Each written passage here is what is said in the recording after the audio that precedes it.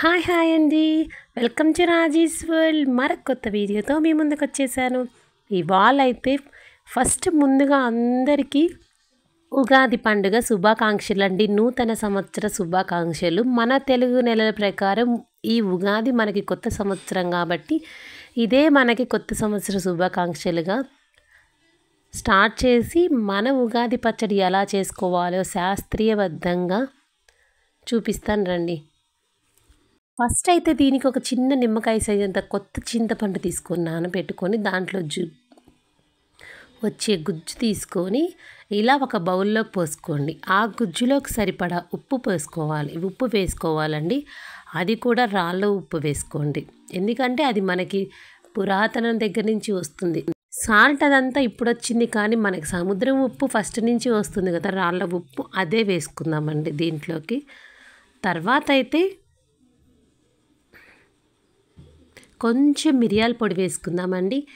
చాలామంది కారం వేసుకుంటారు, కానీ ఈ మిరియాల పొడి ఏంటి అంటే మన చాలా సంవత్సరాల క్రితం నుంచి మనం మిరియాల పొడి వాళ్ళు ఎప్పుడైతే డచ్ వాళ్ళు మనకి ఈ మిరపకాయలని పరిచయం చేశాకే అప్పుడు మనం మిరపకాయలు అవి వాడుతున్నాము. శాస్త్రబద్ధంగా అయితే ఎక్కువగా మిరియాలే వాడతారు. తర్వాత అయితే మనం ముందుగా కట్ చేసి పెట్టుకున్న మామిడికాయలు, ఈ మామిడికాయలు కూడా బాగా పెద్ద సైజు తెచ్చుకున్నామని కాదు, చిన్న సైజు, మరీ పిందెలు కాకుండా చిన్న మామిడికాయలు తెచ్చుకోండి. ఎందుకంటే ఈ రుచికి వగరు రుచి కావాలి, అందుకని చిన్న సైజు తెచ్చుకోండి. తర్వాత అయితే కొంచెం వేపపూత వేసుకున్నానండి.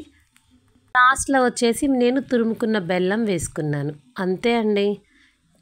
కలుపుకొని ఒక 10 నిమిషాలు పక్కన పెట్టి దేవుడికి నివేదించుకున్న తర్వాత మనమందరం తీసుకుంటే చాలా అంటే చాలా మంచిది.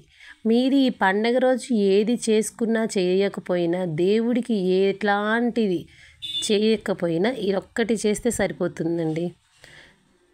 అసలు ఈ ఉగాది పచ్చడి తీసుకునే వెనక అంతరార్థం ఏంటి అని అంటే, తీపికేమో సంతోషము, పులుపుకేమో కొంచెం ఘాటు అంటే బాధ, చేదుకేమో కొంచెం